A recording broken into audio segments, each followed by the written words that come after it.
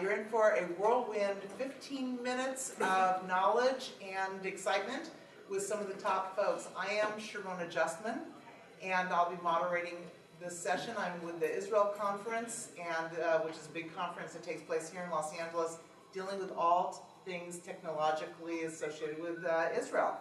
And we'll talk a little bit more about that, but more importantly is the topic of who's on our session today. And we have with us two luminaries, doers, makers, and market shakers from the gaming industry. We have Dan Fiden, the Chief Strategy Officer of FunPlus, and we have Guy Bendov, the co-founder and CEO of Sidekick Games.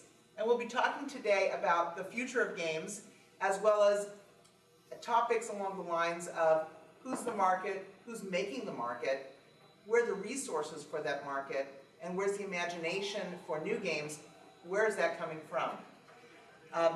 As my quick background, I'm a businesswoman here in Los Angeles, doing mergers and acquisitions and advising companies and putting on a once-a-year tech conference. Dan, here's his bio. Dan, I'll let you say a little bit about yourself as the audience reads about you. Sure. I'll try to not contradict what it says on the screen. Most of my career I was on the product side of the video game industry. I took a brief sojourn into venture capital. I founded a small venture fund called Sydney Venture Partners, who invested in FunPlus, and I'm now at FunPlus full time. And our next luminary is Guy. I'm running Sidekick. We've been working for the last 6 years with leading technology companies, creating a lot of the demos and games that you've seen on new technologies such as the Kinect, the Intel Ultrabook line, and other new platforms. Over the last 2 years, I'm heading here a mobile VR publishing unit that focuses on the introduction of mobile VR games to the mass market. Well, I'd like to sort of start off on what's hot and trending now, which is AR and VR. And Guy, I thought that you might talk to us a little bit about augmented reality, virtual reality. How is it shaping up inside the world of Sidekick? It's two very exciting kind of next platforms. Essentially, one is just a huge new screen, and one brings reality into virtual and vice versa. Sort of Iron Man versus the Matrix, right? But they do converge. For us, it's just new ways, new screens to tell stories, to bring games to market, and to engage old and new audiences with games. So you have a lot of titles within Sidekick, and one of them is you've come out with Romans from Mars. Romans from Mars.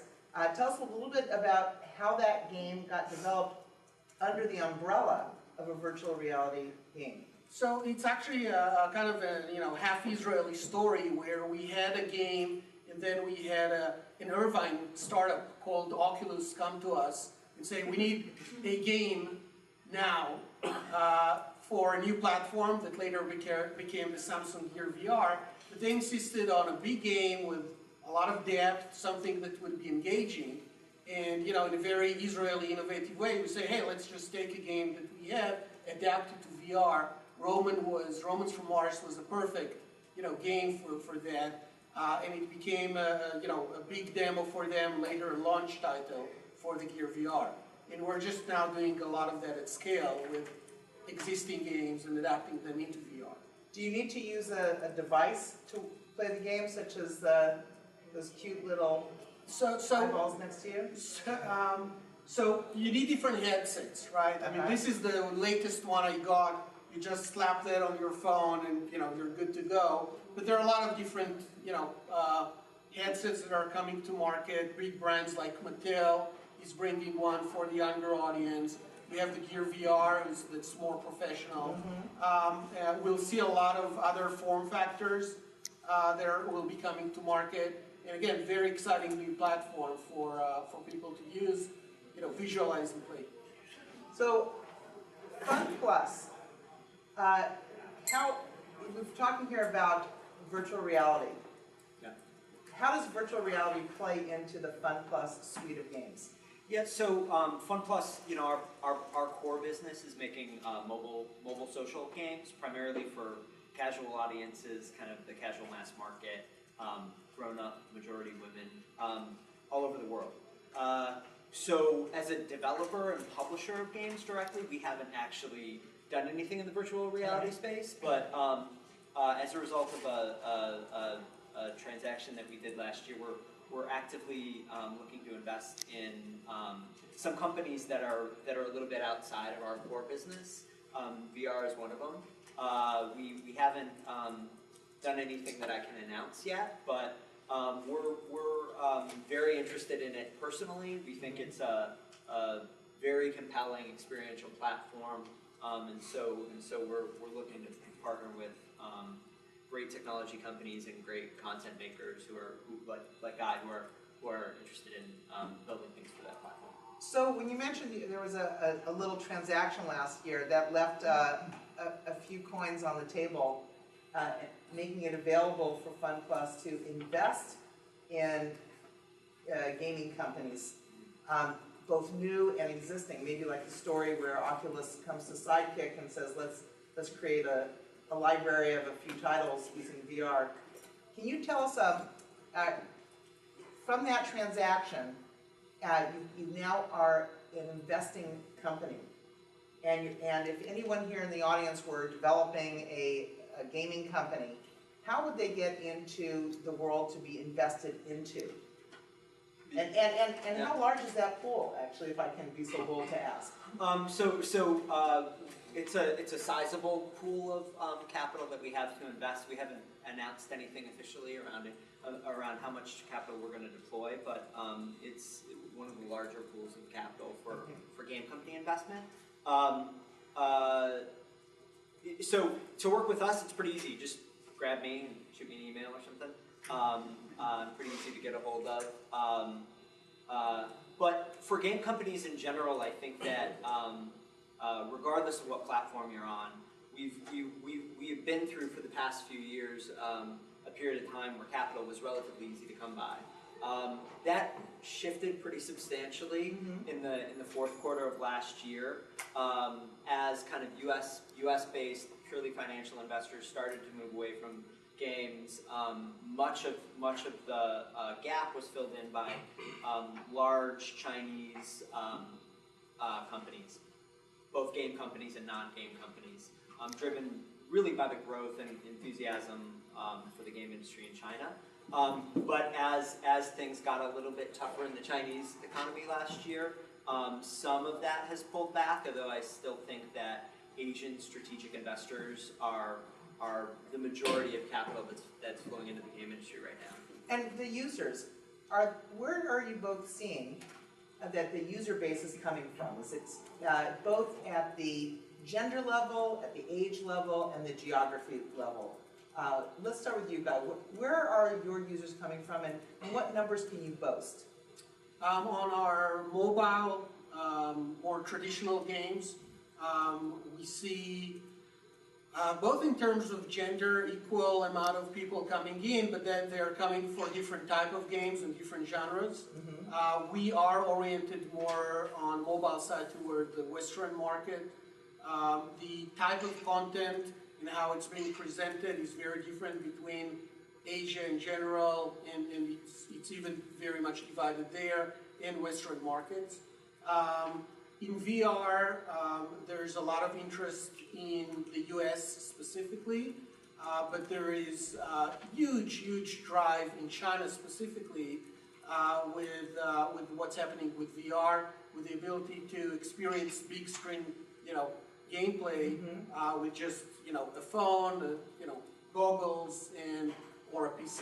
So you're seeing your market and possibly the trends in the market to be more Western, more mobile, and trending more towards male, female, what age group?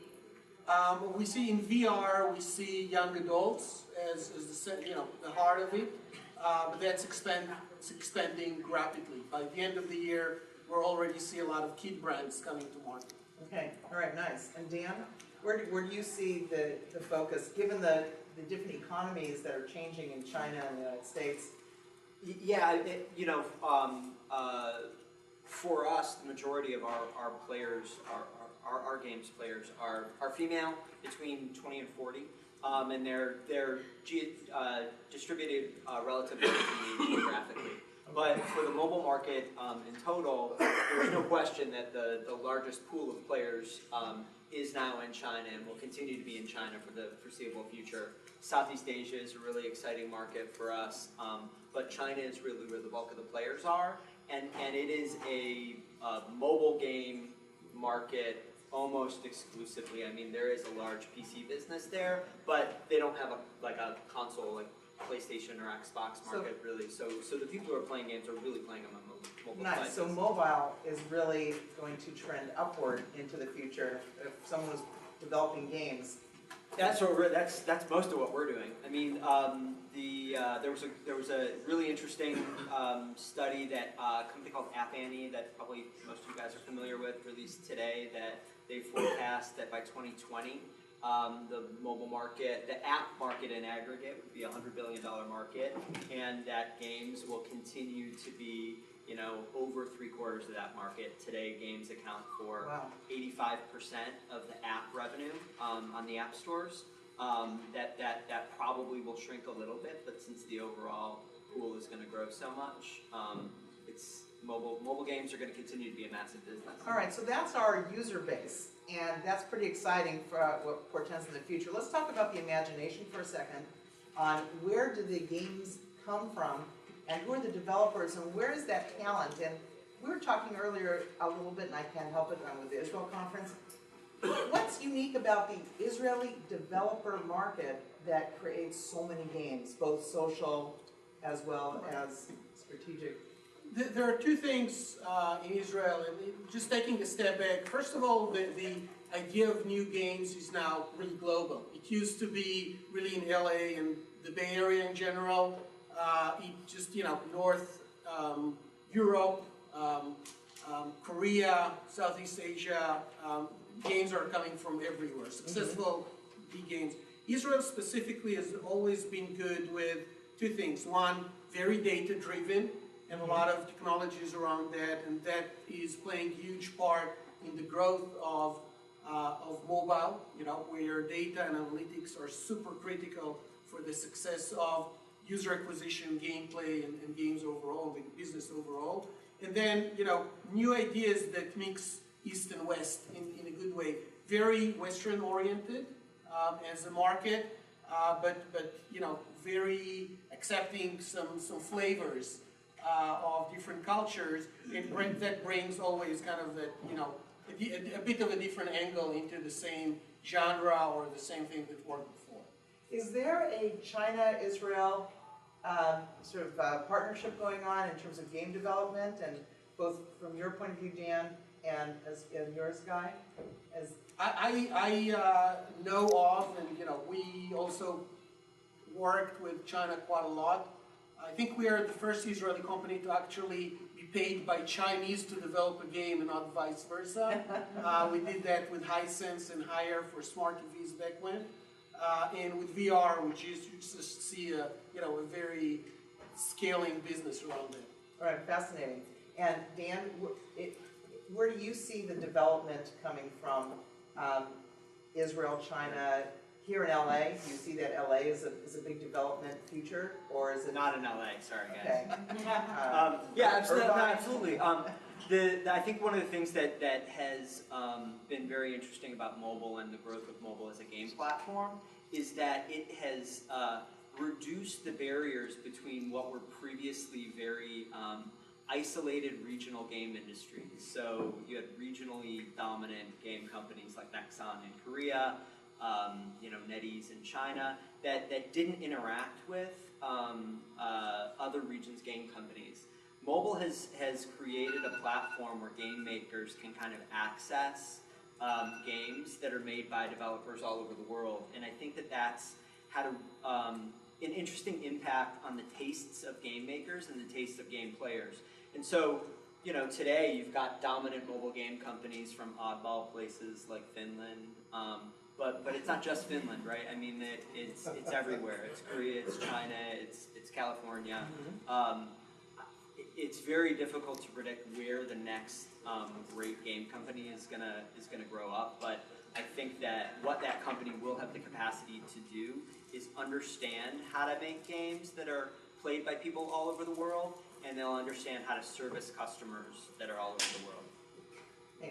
Well, we want to keep going, and I know you all want us to keep going, but this wonderful DEW conference has a schedule, so I'm going to encourage you all to come and talk to all of us, but especially Guy and Dan, about the future of gaming, and I thank you very much. I'm Sharona Justman with the Israel Conference here at Digital Entertainment World. Thank you very much.